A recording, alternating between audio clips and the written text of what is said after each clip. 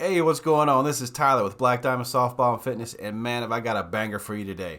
Today, I take a look at Josh Cathcart from Hitting Done Right HDR. We're looking at a drill that it's actually a three-part drill, if you will. We talk about dragging that back elbow through the zone, dumping that barrel, not making solid contact. In this video, I take a look at one of Josh's where he breaks down three separate drills to help you and your athlete understand barrel path and to get them to stop dropping that back elbow. Check it out. If you haven't checked out Josh over Hitting Done Right, man, do it. He's all over Facebook, TikTok, and check out his YouTube channel. I'll have it linked down in the description below. And all three of these videos, the full version of the videos will be broken down in the description below. So check that out too. Video, we are going to discuss the dreaded dragging back elbow. Okay? Everybody knows what it is. Some people call it the racing elbow, but the dragging back elbow is a huge common flaw in young hitters. Okay? What it looks like is when the player starts their actual swing move, you're going to see this back elbow really come under and start to get in front of the hands. We're going to see this barrel loss here. Okay? And this just looks uncomfortable. And it is. Okay? This is it. It would look like this. So how many times do we see that in our young hitters? Me as a hitting instructor, I see it quite a bit. And that's one of the things that we talk about early on after we build a good foundation is that barrel action. You know, where's your barrel going from the moment after you're loaded and you're into your launch? Like, what's that feeling that you have? And 9 times out of 10, they just forget what their hands are doing and it drops and it boom, it hits the deck.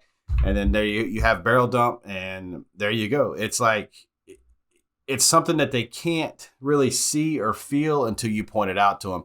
And Josh right here is helping you kind of understand what it looks like and what they feel. If I had both hands on, all right? Some players can be stronger and keep this up, but now our wrists get into a really strong position right here, and bad things are going to happen with the swing, okay? Very difficult to fix, okay? I wish I could tell you otherwise, but it's a really, really hard thing to fix due to strength of player, sequence of the body, and then initial knob direction. Okay? Exactly. You have young players that initial movement that they have, yeah, I mean, it's natural to them. So it's hard to break something that's natural until you help battle with them to get them to feel that, and then they start to overcome it. And it takes a lot of time for the athlete to feel that that's what they're doing, and then to focus on fixing it, and then not become like a robot or too mechanical with their swing where they it's not natural to them. It's crazy. You really want to get this going early, and it gets out away from the body. All right, so check it out. But in general, the hand is in front. Here's a couple of little pointers that you can take a look at. And then that knob is going to come. This is the position that we should be in at the back of our swing, where the knob, knee, and hip all match up. Notice the hand is huge. In front. That's one thing that we don't focus on is where's my body at? Where's every piece of my body in my swing? And it's not natural to think about it that way, but you have to go all the way back down and strip it away. And Josh does a great job of pointing out like the little things that we just don't pay attention to. We just don't see. It's not important to us until we look at it and go, okay, wait a minute. I can help my hitters, or I can help my daughter, I can help my son with this swing if I point out a couple of these little things. And that's what his drills are all about. So, elbow. From right here, I'm in total control. I decide where to go. I can go outside. I can go inside. I can go down. I can stay up. But if I get under here, now I don't have any control. Everything starts to flip over. All right, so huge issue. Super common. If your player has this, don't freak out. See it all the time. It is fixable, but it is very difficult to fix. So this is simply going to be our knob drill. Okay? I have it faced this way so I can show you from a couple different angles. Obviously, when I do it here, the pitcher would be there and home plate is reversed. Don't worry about that because we're going to go that way here in a second. All right? Like we were talking about in the intro, when that back elbow starts to lead, we lose the knob, we lose the barrel. Okay? The idea of this drill is to lead with the knob and replace the front elbow with the knob. You have to turn first. Get the body turning. Do not simply pull this straight down. You're going to create a lot of bad habits. But from right here, if I think about taking this knob and replacing the elbow with my front arm, I'm going to get into a really good position right here. Okay? This is the connected position that we want to see. All right? From that backside, this is where you would see that barrel drop. If I come in and I lead, there goes that barrel. It gets way down behind me. If I come in the right way. So with this drill, the ball is sitting on the tee, and it's not necessarily the location of the ball on that tee. That ball is sort of mimicking the plane of the pitch, and that's what he's trying to get you to see. So here's the ball at my point of contact, and this is where my knob needs to be. So that barrel getting on plane starts with that knob path with the hands, and that's what he's talking about, replacing that front elbow with that knob. And you'll see where that pitch ends up is somewhere relatively close to where that pitch starts out at some point. I mean, you can see there's a point from the release to the point where it's caught. I mean, that's the plane. So we've got to get on that plane, wherever that may be, and hopefully we're swinging at strikes. Okay. As I get to this position, that barrel is still above my hand. As long as I have the barrel above my hand or even with my hand, I have control. Anything underneath, loss of control. Okay? Maintain that posture, and then just come down, and you're just going to hit that ball right off the tee. Okay? Notice how everything is working right in this line. There's nothing that's starting to come up. All right? That's why I love this drill. That's why I love this drill, because if you're looking at it from this back angle, like he was just standing there, at this back angle that he's got, that barrel is getting on plane because our knob is getting turned. We're not allowing that barrel to dump. We're turning that knob. The first thing that turns to get on plane is that knob. And that's what he's explaining right here. Maintain that posture, and then just come down. Boom. You see that? The knob starts to get on plane first, and then that barrel gets on plane second. And like he was saying, you can't drop that barrel and then turn your body. You're dragging that barrel behind you. So we need to start to turn. You know, we hear a lot of instructors say, you know, push that barrel. If you're pushing, you're not turning. So you have to get that upper body. You've got to start to turn that upper body without sending that elbow across your body. That barrel is going to drop off. And you're just going to hit that ball right off the tee. Okay? God, I love Notice this drill. how everything is working right in this line. There's nothing that's starting to come up. All right? You come around, it's right in the middle, right underneath the lead elbow and launch. Get the hips going. Turn. Now for this second drill, dealing with the dragging back elbow, this is going to be the rear hand or rear arm chop. Okay? And just like it sounds, we are literally going to feel like we are chopping down on this ball. I love this drill. The way this is set up, okay, ball even with the front foot, choke up. Okay, this is to the dot on this wood bat. You can go top of the grip on your bat. All right, ball even with the front foot. As I get to turn, I want to make sure that that knob is staying down. Okay, we don't want that knob to start coming up over the ball. We want to make sure. The reason why that's important is you want to stay above that knob. You want your hands to stay above that knob. So this is like a feel thing. This is going to be kind of unique to that hitter of what they feel and how they're able to describe it. But you as the coach or as the parent, you're going to be able to see it right away. If that hand starts to turn a little bit and that knob starts to go up, you'll see that barrel starts to dump.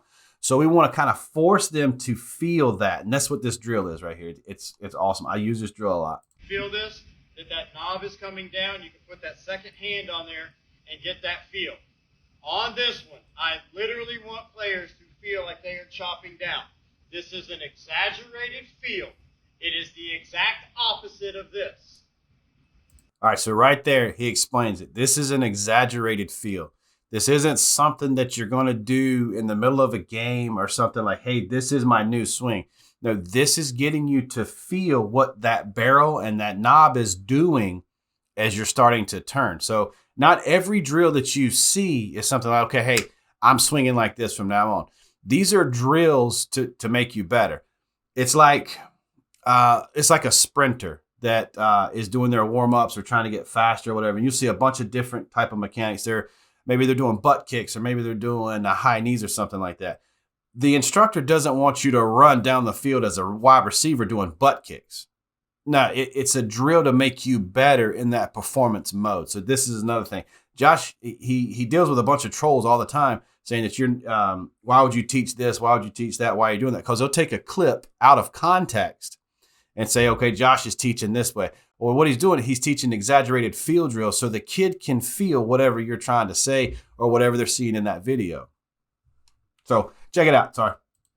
Okay, and that is why I like this one, just for the dragging back elbow guys. Now, if you have players that also fall back a lot, you could do this, but this is a really, really exaggerated feel. Okay, so from right there, turn, one, make sure that that knob stays here, and then just beat that thing into the ground. All right, so that is your rear hand chop. So you've got that athlete that does that barrel dump, and then you get him to feel that barrel dump by showing, hey, this is the exact opposite, and this is what I want you to feel. I want you to feel more towards this chop motion than we feel towards letting that barrel drop off. Josh does a great job with this. This is why I trust Josh. I believe in Josh. I coach his drills. I use his drills. I talk to him about hitting because I'm able to understand where he's going with it, and there are so many young athletes that get so much out of it because he's able to break down the drills. This is great stuff, man. For the dragging back elbow, really, really good. It's going to create hand and wrist strength in those young players, and it gets them out of that knob up, elbow under move. The last drill for the dragging back elbow, this is going to be a directional drill. Okay, this is also a cause for the dragging back elbow is players don't understand body and barrel release direction. Okay, now I've moved this ball. You'll notice now it's going to be on kind of the outside corner, and actually I want to put it down a little bit lower than that. The reason that I use the ball here is because we want to have the feel of really getting that knob going down. Again, knob to the ball, not a bad cue. Make sure that your players understand they have to turn.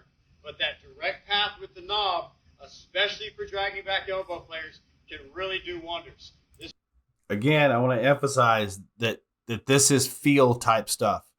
This is getting the athlete to understand what their body is doing. I talk about it a lot in my podcast. I talk about it a lot with Josh.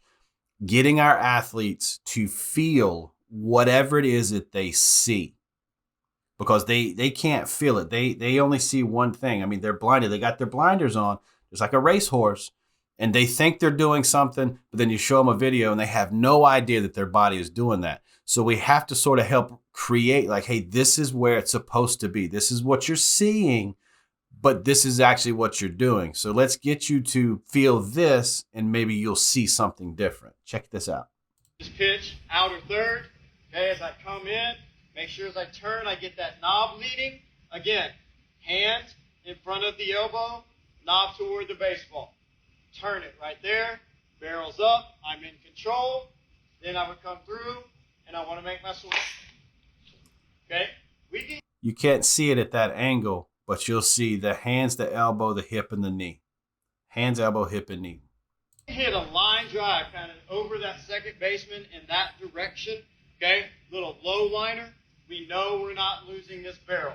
If your players get to this pitch location and they start dragging, you're going to see a lot of scooping and you're going to see a lot of flipping. Okay? So this is just an easy team. So we see that a lot in our athletes, and I know you guys do. That outside pitch where they pop it up foul to the first base side.